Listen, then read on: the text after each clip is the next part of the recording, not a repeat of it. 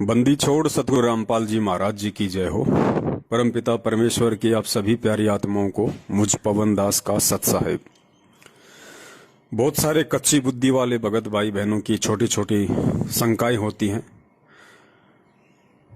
अगर वो सत्संग सुनते परमात्मा का ध्यान से, अगर परमेश्वर के सत्संगों में जो संकेत है उनको समझने का प्रयास करते, गुरु जी क्या चाहते हैं, गुरु जी का मिशन क्या है, गुरु जी के दिल की बात अगर समझने का प्रयास करते, तो शायद ये इस तरह की छोटी छोटी शंकाएं उनके दिमाग में घर नहीं करती। कई लोग सत्संग में सुनते हैं परमपिता परमेश्वर सतगुरु रामपाल जी महाराज जी के मुख कमल से 2013 या 14 के सत्संग में कि भाई परमात्मा ने बरवाला में इतना बड़ा आश्रम दे दिया और मध्य प्रदेश के बैतूल में इससे भी बड़ा आश्रम दे दिया परमात्मा ने। फिर लोग ये शंकाएं जाहिर करने लग जाते हैं, भाई फिर ये सतसेवक सतलोक आश्रम मैनेजमेंट हरियाणा को गलत क्यों बता रहे हैं। बैतूल का जो आश्रम है वो तो गुरुजी के आदेश से बना है। तो ये नाजायज शंकाएं हैं, इनका कोई महत्व नहीं, कोई औचित्य नहीं है। परमेश्वर का क्या नहीं बनाया हुआ है इस पूरी सृष्टि में, इस पूरे अखिल ब्रह्मांड में। अगर कुछ भी आपको दिखाई देता है जो आपकी सोच के अंदर है, जो आपकी सोच से बाहर की वस्तु है, वो सब कुछ परमात्मा ने ही तो बनाया है। जीव ने क्या बनाया बता दीजिए। जीव ने अगर सुई भी बनाई हो तो बता दो, क्योंकि सुई अगर जीव ने बनाई है तो परमेश्वर की प्रेरणा से बनाई है और परमेश्वर के दिए हुए मटेरियल से बनाई है। जीव का इसमें क्या योगदान है। तो ये कहना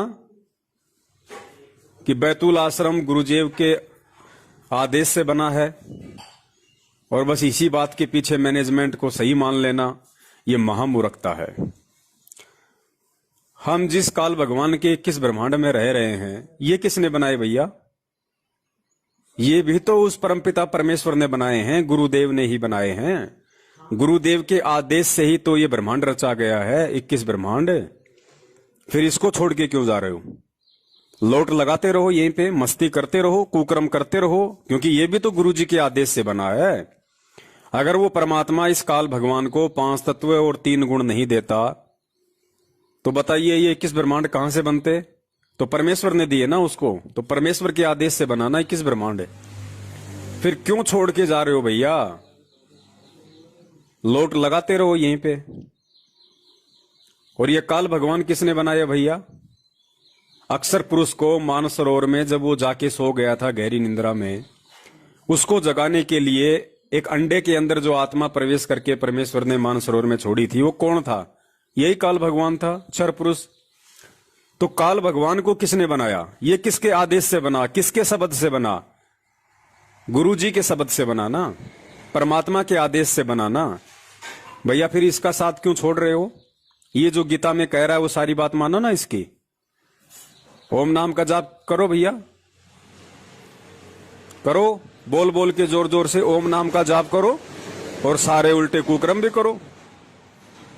ये भी तो परमात्मा ने बनाया है, ये भी तो परमात्मा के ही आदेश से बना है। भाई ये मूर्खता कब तक आप लोगों के अंदर घर किए बैठी रहेगी, कब समझोगे फिर। और समझाने के लिए कोई दूसरा गुरु आएगा क्या आप सतलोक से। अब जो तुमने वीडियो देखा है गुरुदेव का, उसमें गुरुदेव कह रहे हैं कि भाई परमात्मा ने बरवाला से भी बड़ा आश्रम बैतूल में दे दिया। तो बताओ भैया कौन से परमात्मा ने दे दिया। अरे कौन से परमात्मा ने दे दिया। कौन है वो परमात्मा जिसने बैतूल में बरवाला से भी बड़ा आश्रम दे दिया। क्या तुम्हारे गुरु से बढ़कर या गुरु के अलावा और भी कोई परमात्मा है क्या। तुम मानते हो क्या। अगर तुम कहो कि जी वो कबीर परमात्मा ने दे दिया, तो फिर तुम्हारा गुरु कौन है भैया। अगर कबीर भगवान ने बैतूल में आश्रम दे दिया तो फिर तुम्हारा गुरु कौन है। तुम तो यहीं फैलोगे। तो कुछ भी इस मुंह से अनाप शनाप निकालने से पहले थोड़ा सा इस परमेश्वर के दिए हुए तत्व ज्ञान को आधार बना लिया करो कि हम क्या बोलने जा रहे हैं और किस प्रकार काल हमें ठग रहा है। तुम्हें तो वहीं ठग लिया काल ने कि गुरुजी कह रहे हैं कि परमात्मा ने बरवाला में और बड़ा आश्रम दे दिया, तो तुम तो गुरु के अलावा किसी और को परमात्मा मान रहे हो ना। गुरु तो थप्पड़ मार मार के परीक्षा लेगा, गुरु तो जूते मार मार के परीक्षा लेगा। गुरु ने क्या कहा कि गुरु की करनी पे नहीं चलना, गुरु की कथनी पे चलना है। गुरु क्या कर रहा है ये नहीं देखना। गुरु तो सत्संग भी कर रहा है, तो क्या हम भी करने लग जाएंगे सत्संग? गुरु तो आशीर्वाद भी देता है अपने बच्चों को, तो क्या हम भी देने लग जाएं? वो गुरु की अपनी करनी है, वो उसके कर्म हैं। हमारे लिए क्या आदेश है? हमने गुरु की करनी पे नहीं चलना, हमने गुरु की कथनी पे चलना है। कथनी यानी वचन, सत्संग, जो आदेश उन्होंने हमें दे दिए, हमें उन पे चलना है। गुरु क्या कर रहा है उन बातों को हमने ना देखना है, ना उन बातों को लेके हमने मन में कोई शंका पालनी है। तो इन चीजों को समझने का प्रयास करो भैया। गुरु जी ने तो ये भगत भी बनाए हैं। आज संगत में जितने भी भगत हैं वो किसने बनाए भैया? आपके दादा परदादा ने तो बनाए नहीं, गुरु जी ने बनाए हैं ना। और गुरु जी का बनाया हुआ भगत यदि कल को काल प्रेरणा से उल्टे कुकर्म करने लग जाए, जैसे कि ये सतलोक आश्रम मैनेजमेंट हरियाणा वाले कर रहे हैं, तो क्या आप उस भगत के अनुसार चलोगे या नहीं? नहीं चलोगे ना। तो फिर गुरुजी के आदेश से यदि बैतूल का आश्रम बना है और उस आश्रम में यदि गुरुजी की मर्यादाओं के खिलाफ कंस्ट्रक्शन हो रहा है, तो वो आश्रम हमारे लिए मिट्टी है, मिट्टी, एक वेश्या के कोठे के समान है। इससे ज्यादा कुछ नहीं हमारे लिए। उस बैतूल आश्रम में 2-2 स्विमिंग पूल बने हुए हैं। किस लिए भैया? अपनी माता बहनों के साथ में नंगा नहाने के लिए बनाए थे क्या सतलोक आश्रम मैनेजमेंट हरियाणा ने? किस लिए बनाए? आश्रम में क्या जरूरत है स्विमिंग पूल की?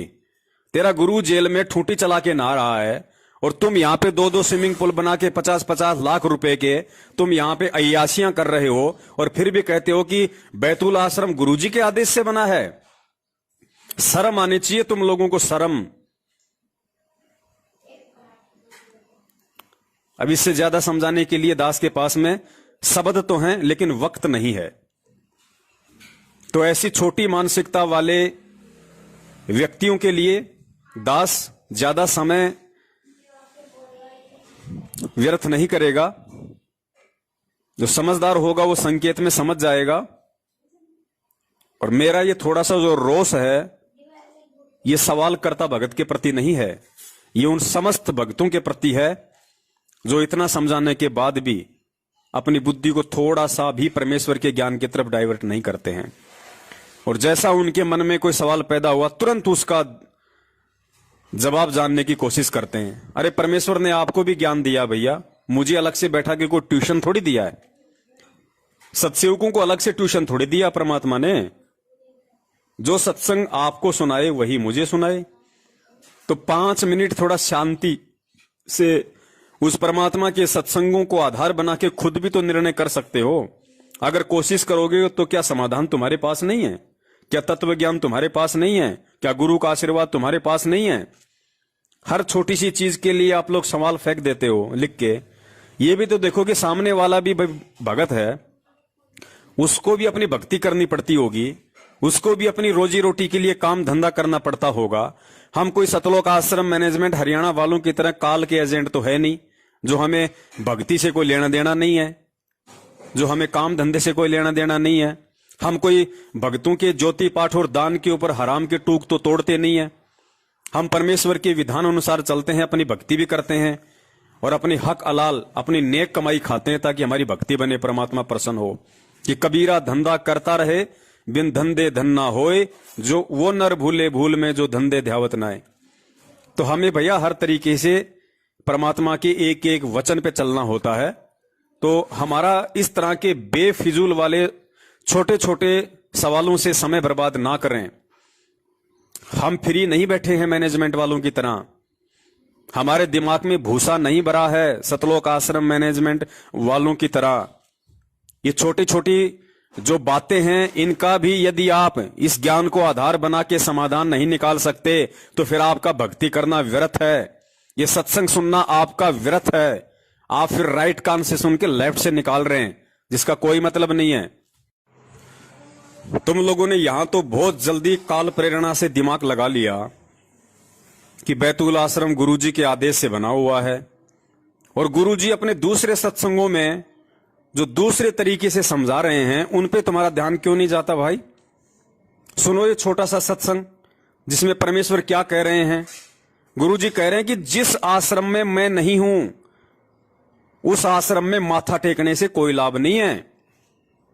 उस आश्रम में माथा टेकने से कोई लाभ नहीं है। वो पत्थर और मिट्टी का ढूंढ है, ढूंढ। सुनो ध्यान से इस सत्संग को। अपने आत्माओं, जैसे इस दास से मंत्र आप जी को बरवाला के पुराने आश्रम में मिला है, तो उसके लिए वो पुराना आश्रम अमरनाथ है जहां वो मंत्र मिला आपको। अब उस बरवाला आश्रम में माथा टेकने तो नहीं, उस मंत्र के जाप करने से आपका मोक्ष होगा। और वो मंत्र आपको ये दास कहीं भी मिल जावे, जैसे घर घर जाया करते थे हम, वो घर में मंत्र देते थे, तो उनके लिए वो स्थान है वो अमरनाथ जहां ये मंत्र मिला था। उस उस अमर मंत्र के मिलने वाले स्थान से मोक्ष नहीं, चाहे माथा टेको चाहे ना टेको, उस मंत्र के जाप से मर्यादा में रहते हुए साधना करने से आपका मोक्ष होगा। जैसे पहले हम नगर नगर में जाकर सत्संग करने लगे थे और वहां टेंट लगाया करते थे, भट्ठी बनाया करते थे मिट्टी ग्राउंड में, ईंटों की मट्टी भट्ठी बनाकर हलवा खीर बनाते थे और सत्संग करके हम अगले स्थान दूसरे शहर में चले जाते थे। तो जैसे हम एक बार करनाल के अंदर सत्संग करके चले गए, हम चले गए हिसार में आ गए, तो जिस भक्तों ने वहां नाम लिया था तो उनके लिए वो करनाल का वो मैदान अमरनाथ है। लेकिन अगर कोई उस बाद में कोई व्यक्ति यूं कहे कि चल आपको वहां वो स्थान दिखा कर लाता हूं जहां पर रामपाल महाराज का सत्संग हुआ था, तो वहां क्या दिखा कर लाएगा बाद में? जहां भट्ठी पड़ी थी ईंटों की, यूजलेस, हमने काम सारा कर लिया था, हम आगे चले गए। अब उन भट्टियों को देखने से, जैसे हम वहां ये सत्संग जहां हो रहा हो और ये दास जहां उपलब्ध हो, तो वहां भक्त हो, वहां पर खीर भी मिलेगी, हलवा भी मिलेगा और ये अनमोल ज्ञान भी सुनने को प्राप्त होगा। अब यदि कोई व्यक्ति कहे कि चल आपको वो स्थान दिखा कर लाता हूं जहां सत्संग हुआ था, वहां जाकर क्या दिखावे, देख यहां तो खीर बनी थी, यहां हलवा बना था, यहां बैठ कर नाम दिया था, तो वहां ना तो वह खीर ना हलवा, सूखी भट्ठी है, उन्हें 6 पे माथा टेका हो जाए। तो वो चीज तो यहां मिलेंगी जहां दास उपलब्ध है। अब ये बरवाला के अंदर है वो भट्ठी, वो खीर भी, हलवा भी और अनमोल मंत्र और ज्ञान भी।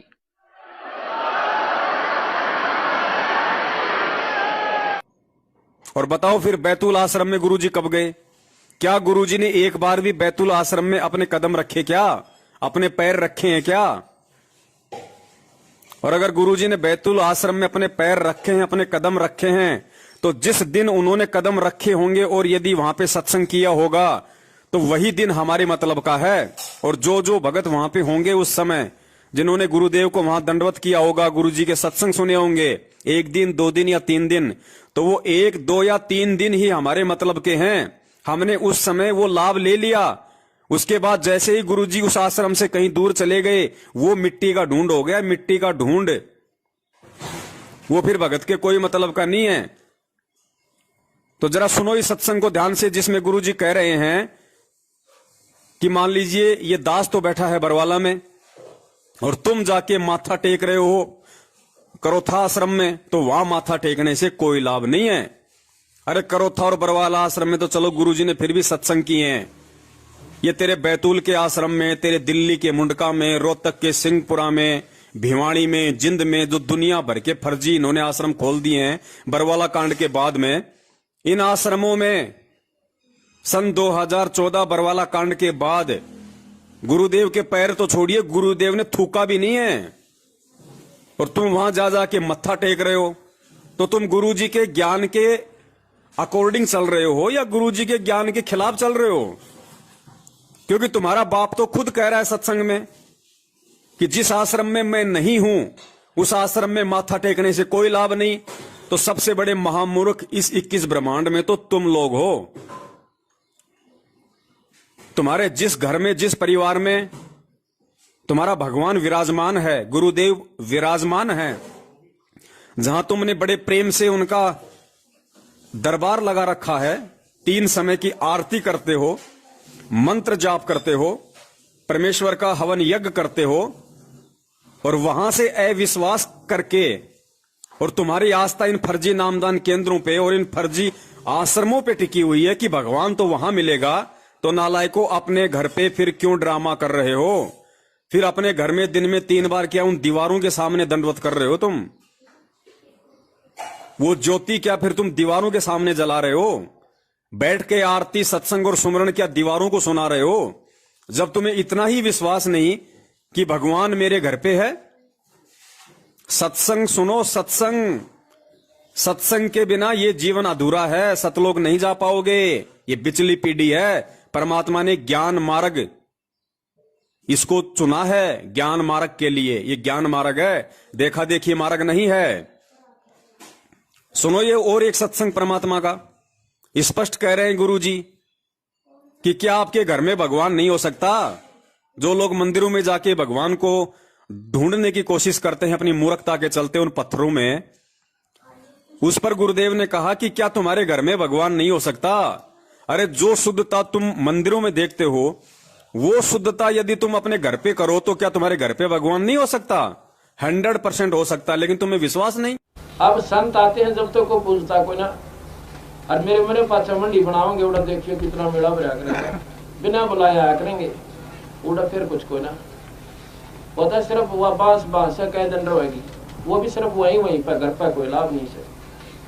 अब ये बीमारी नहीं हटती हमारे हृदय से, ये हटाए बिना बेड़ा पार नहीं हो सकता। राम का नाम ले, क्या भगवान घर में कोई नहीं हो सकता?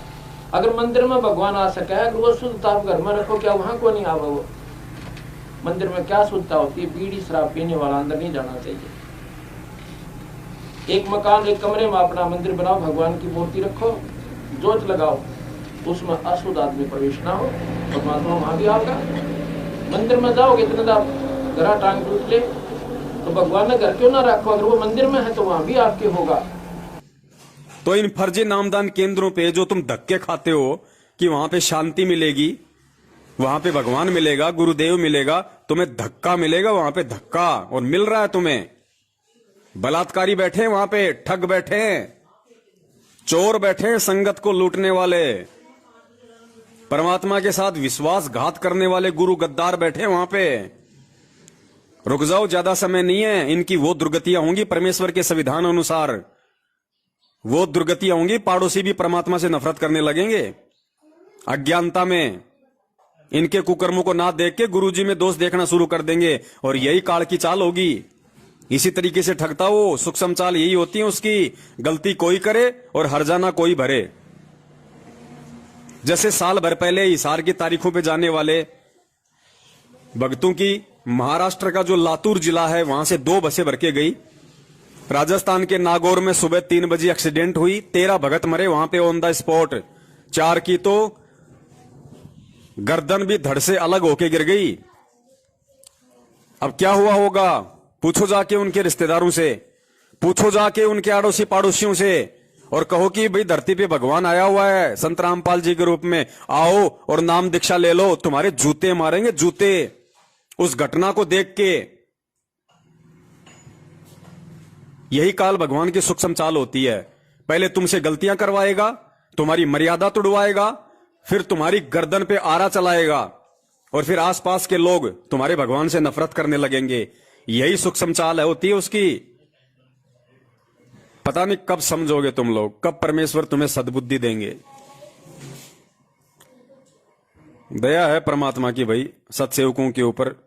पता नहीं कैसे परमात्मा ने इस घोर कलयुग में और इस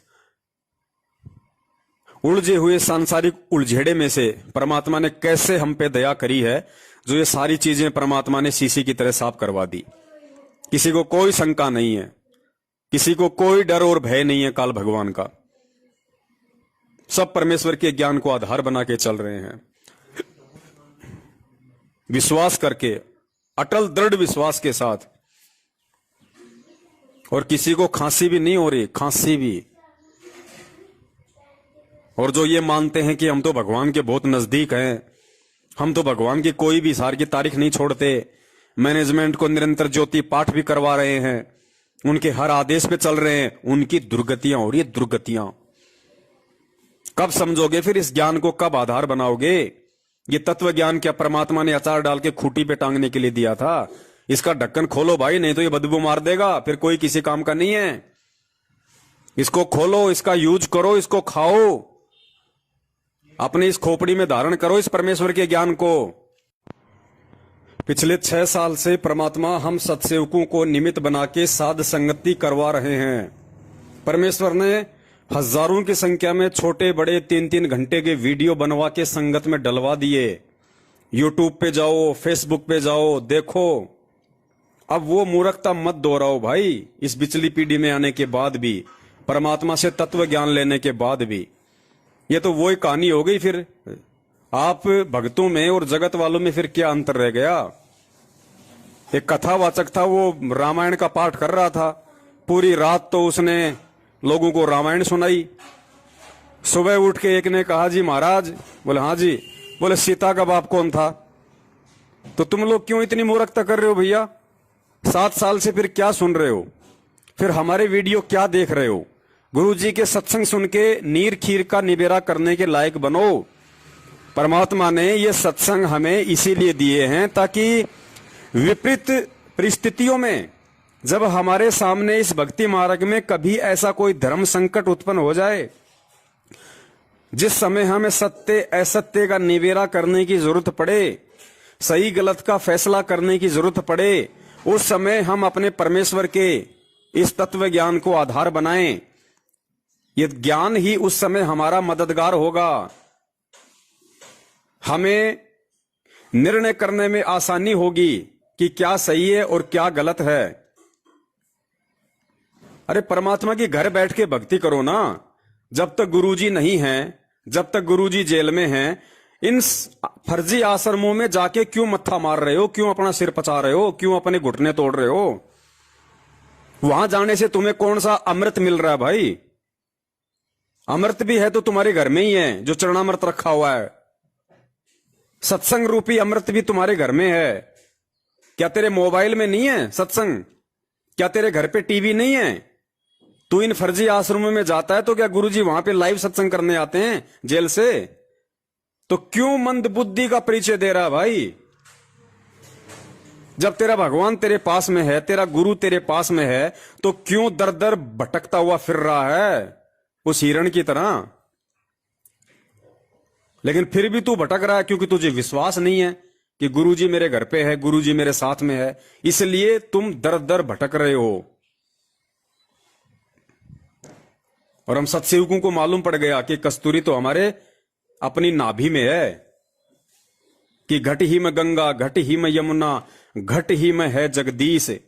अब जगदीश का मतलब कोई भगवान विष्णु थोड़ी है। जगदीश जगत प्लस ईश, पूरे संसार का मालिक संत रामपाल जी महाराज परमात्मा, वो घट में है। घट का मतलब सदा तेरे पास में है शब्द रूप में। अगर तू नियम पे है तो, अगर तू मर्यादा में है तो, अगर तू विश्वासी है तो, अगर तू ज्ञान आधारी है तो तेरे पास में है। नहीं तो चाहे घूमता रहे, ढूंढता रहे, फिरता रहे, मरता रहे, परमात्मा 7 जन्म में भी नहीं मिलेगा ऐसे। क्योंकि परमात्मा को पहचानने के लिए, परमात्मा का आभास करने के लिए कि परमात्मा पल पल मेरे साथ है या नहीं है, इसके लिए परमात्मा के सत्संगों को आधार बनाना पड़ेगा, ज्ञान को आधार बनाना पड़ेगा, एक विश्वासी बनना पड़ेगा, परमात्मा को विश्वास दिलाना पड़ेगा कि हां मैं आपके ज्ञान आधार से चल रहा हूं। सत साहिब, जय हो बंदी छोड़ के।